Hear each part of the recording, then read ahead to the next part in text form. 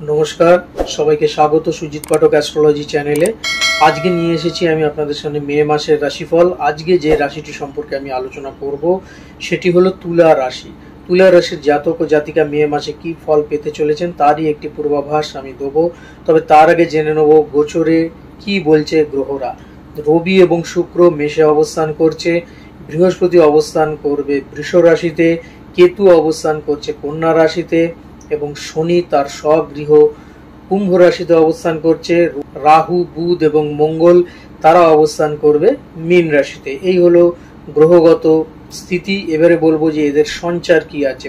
প্রথম সঞ্চার, বুধ সে মীন রাশি ছেড়ে মেষ রাশিতে 11ই মে প্রবেশ করবে। 15ই মে রবি সে মেষ রাশি ছেড়ে বৃষ রাশিতে প্রবেশ করবে এবং 19শে মে শুক্র সে মেষ রাশি ছেড়ে তার স্বগৃহ বৃষ রাশিতে প্রবেশ করবে। এই হলো গোচরগত এবং সঞ্চারগত স্থিতি। এবারে বলবো আপনাদের শরীর স্বাস্থ্যের বিষয় নিয়ে। তবে তার আগে বলে রাখি, এখানে চিত্রা, সাথী এবং বিশাখা তিনটি নক্ষত্রই আমরা পাবো। তিনটি নক্ষত্রেই কিন্তু এই ফলের প্রভাব পড়বে। শরীর স্বাস্থ্য বিষয় জানতে গেলে পরে সবার আগে হচ্ছে যে আপনাদের লগ্নভাবের অষ্টমে দেবগুরু বৃহস্পতির অবস্থান এবং ষষ্ঠভাবে নিচস্থ বুধ এবং রাহু ও মঙ্গল অবস্থান করছে, যার ফলে শরীর স্বাস্থ্য নিয়ে কম বেশি সমস্যা তো দেখা দেবেই। প্রথমত হচ্ছে ডিপ্রেশন আপনাকে একটুখানি কুড়ে খাবে, সে বিষয়ে আপনাকে যতটা সম্ভব টেনশন একটু দূরে রাখতে পারেন, খুব ভালো। এছাড়াও যদি আপনার ক্রনিক সুগার থেকে থাকে বা থাইরয়েড থেকে থাকে, প্রেশার থেকে থাকে, সেগুলোকে নিয়ন্ত্রণের চেষ্টা করুন।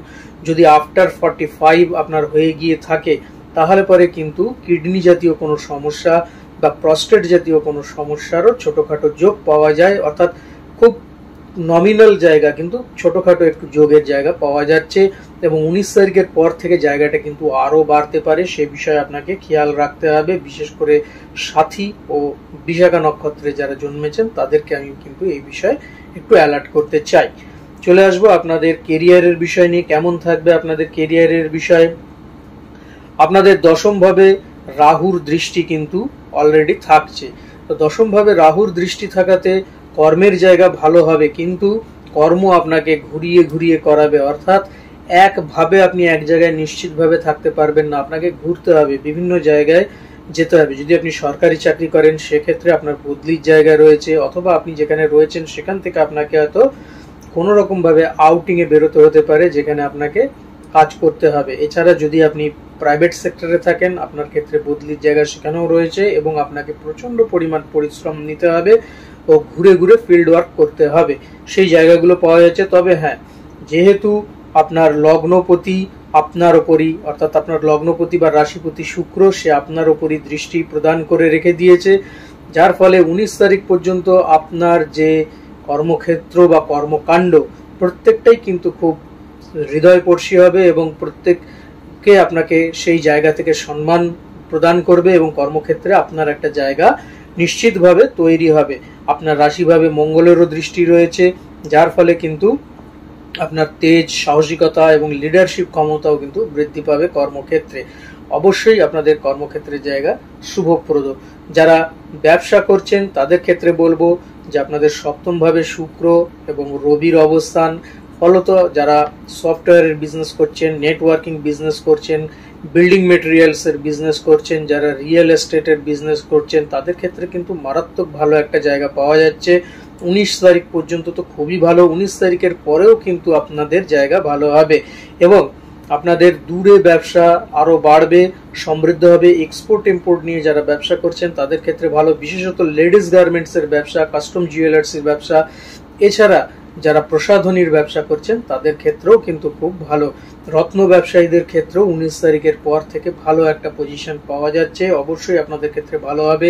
চিত্রা এবং সাথী নক্ষত্র বিশেষভাবে এখানে লাভবান হবেন বলেই আশা করা যাচ্ছে।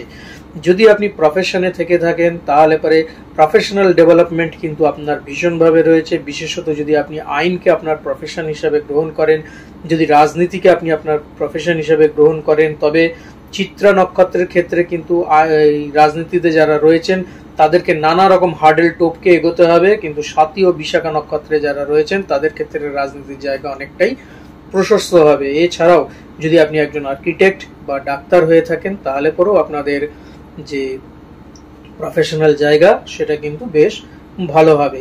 চলে আসবো আপনাদের শিক্ষাক্ষেত্র কেমন থাকবে। আপনাদের শিক্ষাক্ষেত্র, আপনাদের শিক্ষাক্ষেত্রে চতুর্থ ভাবের মালিক সে পঞ্চম ভাবে অবস্থান করছে, অর্থাৎ শনি মহারাজ।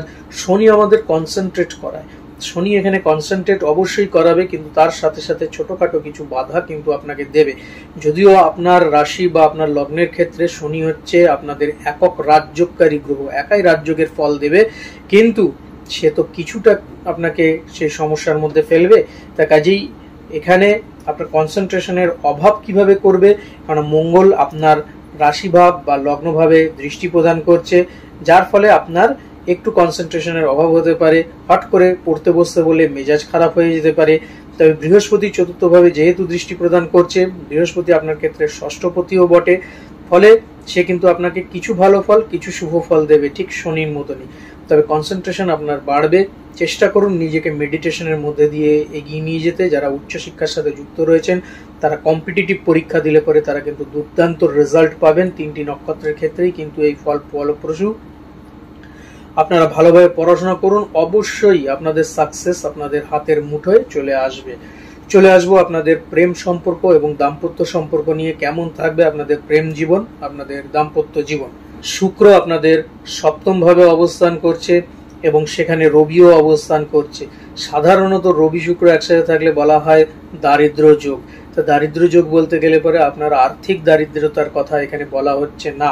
কিছু ক্ষেত্রে হয়তো দেখা গেল আপনার সম্পর্ক রিলেশনের জায়গা থেকে একটু ভাঁটা পড়তে পারে, তবে চিন্তার কোনো কারণ নেই। শুক্র যখন 19 তারিখে তার স্বগৃহে প্রবেশ করবে, তখন কিন্তু আপনার যে সম্পর্ক, সেই সম্পর্কের জায়গা আরো সুন্দর হবে, আরো ভালো হবে। পঞ্চম ভাবে শনি যেহেতু রয়েছে, সে কিন্তু লং টার্ম বেসিসে আপনাকে এগিয়ে নিয়ে যাবে। কাজেই শনির যে চাহিদা, শনির যে ক্ষেত্র, সেটা কিন্তু খুব কম সময়ের জন্য নয়, লং টার্ম বেসিস। কাজেই আপনাদের প্রেমের জায়গা বেশ সুন্দর হবে। যারা বহুদিন ধরে রিলেশনের সাথে যুক্ত রয়েছেন, তাদের বিবাহের কথাও চলতে পারে, এটাও একটা আশার কথা। এবং যে পার্টনারের সাথে আপনার সম্পর্ক রয়েছে, তার বাড়ির থেকে যদি নানান রকম সমস্যা এর আগে এসে থাকে, সে সমস্যাও কিন্তু কেটে যাওয়ার জায়গা রয়েছে। সাথী চিত্রা অবশ্যই শুভ ফল এক্ষেত্রে পাবে। যদি আপনি দাম্পত্য জীবনে প্রবেশ করে থাকেন, তাহলে পরেও কিন্তু আপনাদের ক্ষেত্রে বেশ ভালো। ছোটখাটো কিছু সমস্যা আসতে পারে, কিছু ইগোর প্রবলেম আসতে পারে, এছাড়া কিছু না। এবং আপনার পার্টনার যে আছে, তার কিন্তু শরীর স্বাস্থ্য নিয়ে কম বেশি সমস্যাও দেখা দিতে পারে, যেটা আপনাকে একটু চিন্তায় ফেলতে পারে। আদারওয়াইজ আপনাদের দাম্পত্য জীবন যথেষ্ট ভালো থাকবে এবং আপনারা সুন্দরভাবে এগিয়ে যাবেন। সাথী এবং বিশাখা নক্ষত্রে যারা আছে, তাদের ট্রাভেলটা একটু বেশি আসতে পারে। চিত্রা নক্ষত্রের ক্ষেত্রে সেরকম বড় রকমের ট্রাভেল আসবে না। চলে আসবো আপনাদের ফ্যামিলি ক্ষেত্রে। ফ্যামিলি ক্ষেত্রেও যদি দেখি, তাহলে পিতা ও মাতার সাথে সম্পর্ক থাকবে গতানুগতিক। মায়ের সাথে সম্পর্ক একটু ভালো হলেও পিতার সাথে একটা ঠান্ডা লড়াই আপনার চলতে থাকবে। এবং শরীরে যদি কোনো সমস্যা থেকে থাকে, সেই সমস্যা এই মুহূর্তে কিন্তু মিটে যাওয়ার মতন জায়গায় নেই। হয়তো একটা আভাস থাকবে যে সবাই আসছে, সবাই ভালোবাসছে, সবাই যোগাযোগ রাখছে, কিন্তু দেখা যাবে আলটিমেট যে জায়গাটা আপনার কিন্তু সেভাবে ফলপ্রসূ হবে না। অন্তত এই মে মাসে তো আমি সেভাবে দেখছি না। 3টি নক্ষত্রের ক্ষেত্রেই কিন্তু এটি প্রযোজ্য। সামাজিকভাবে আপনার যথেষ্ট উত্থান হবে এবং আপনি কিন্তু সেখানে সমাদর যথেষ্টভাবে পাবেন। চলে আসবো আপনাদের আর্থিক ক্ষেত্র নিয়ে কেমন থাকবে তুলা রাশি অথবা তুলা লগ্নের আর্থিক ক্ষেত্র। আপনি আপনার যে মানি পার্স আছে সেটাকে খুলে রেখে দিন, কেননা আপনার অর্থ কিন্তু সেখান থেকে যেতে থাকবে কোনো না কোনো ভাবে। আপনি কারুর খারাপ পরিস্থিতি দেখতে পারবেন না। আপনার খারাপ পরিস্থিতি থাকলেও আপনি সেখানে তাকে হেল্প করতে এগিয়ে যাবেন, সেটা আর্থিক দিক দিয়ে হোক, সামাজিক দিক দিয়ে হোক, পারিবারিক দিক দিয়ে হোক, যে কোনো দিক থেকে হোক। তা কাজেই অর্থ আপনাকে ঈশ্বর দেবে।